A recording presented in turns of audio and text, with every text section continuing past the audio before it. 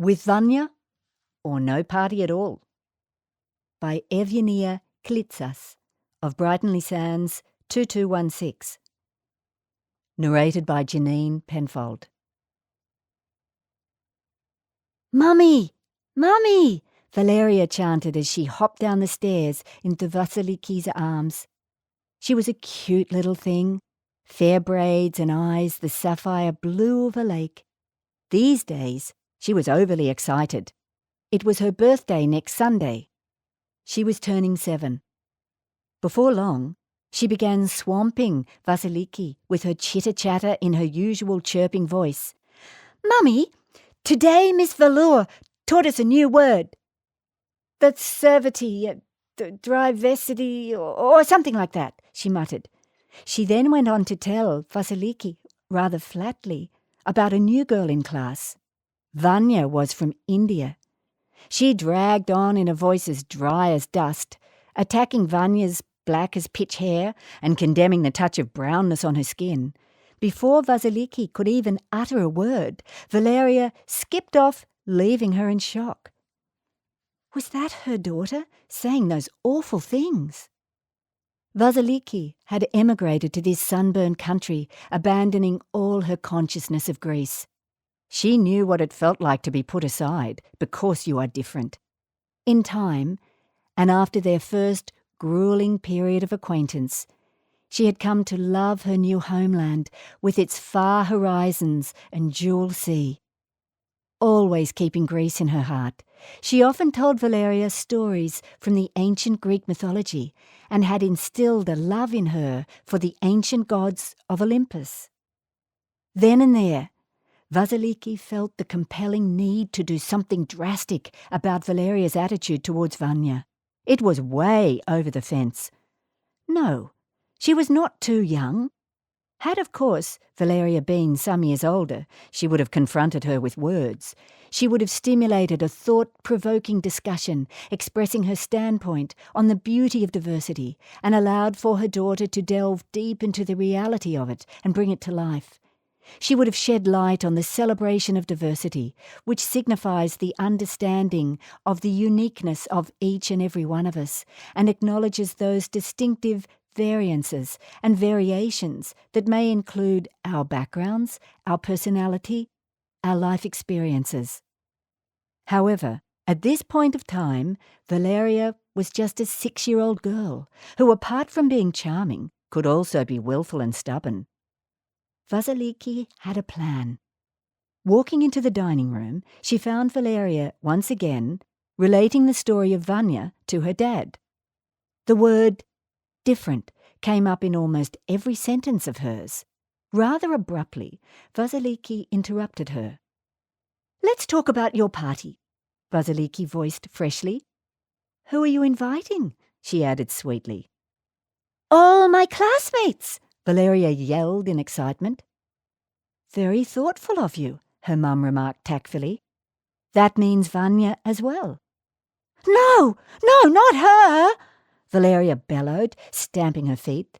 Vasiliki simply ignored her and her crying and her screaming, as she did with her tummy ache the following morning. "You listen to me. It will be with Vanya or no party at all." She was determined.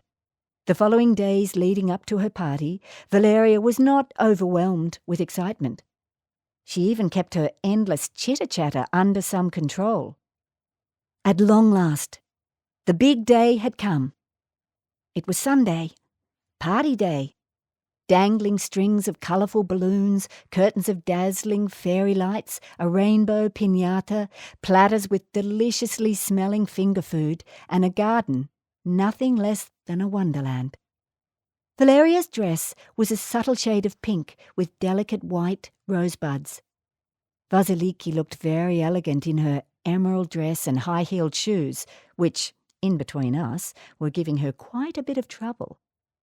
Everything was in place, except for Valeria's cheekily enchanting smile. Ding dong!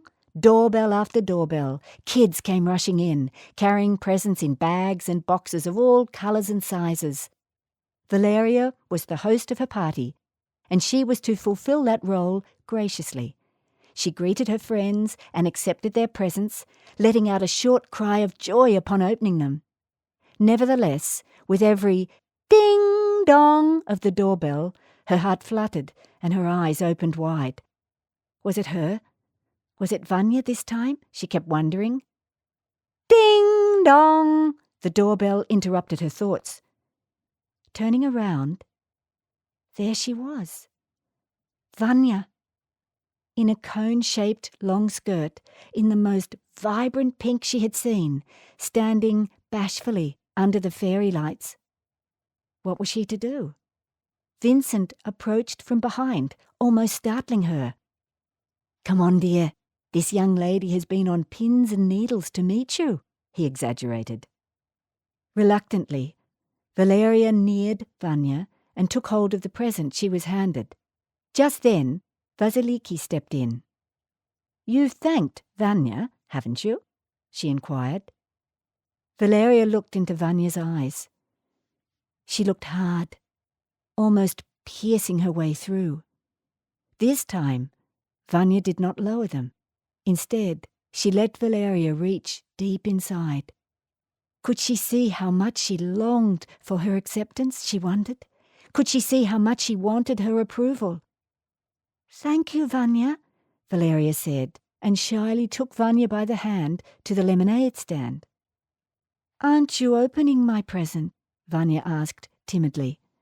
Without delay, Valeria did so. "Tales from the Indian mythology!" Valeria gasped. She then leaned close and laid a kiss on Vanya's cheek. It was the preciousness of that kiss that bound them together for life, then and there. "I love mythology," Valeria added. "I know all about Indian mythology," Vanya remarked. "Have you heard of Athena?" "No. Have you heard of Durga?" "No, but let me tell you about Athena. She was the Olympian goddess of wisdom." "Wow. Well, that's like our Sarasvati. She was the goddess of all knowledge." "And Durga?" Valeria asked in curiosity. "Durga was a warrior goddess, destroyer of all evil." That's awesome. Have you heard of Aphrodite?" No, I haven't," Vanya eagerly said. "She was the goddess of beauty, born from the foam of the sea." "How amazing. Have you heard of Vishnu?" "Have you heard of Poseidon?" Have you heard? Diversity was being celebrated. Then and there. The end. This story is also narrated in Greek in this anthology.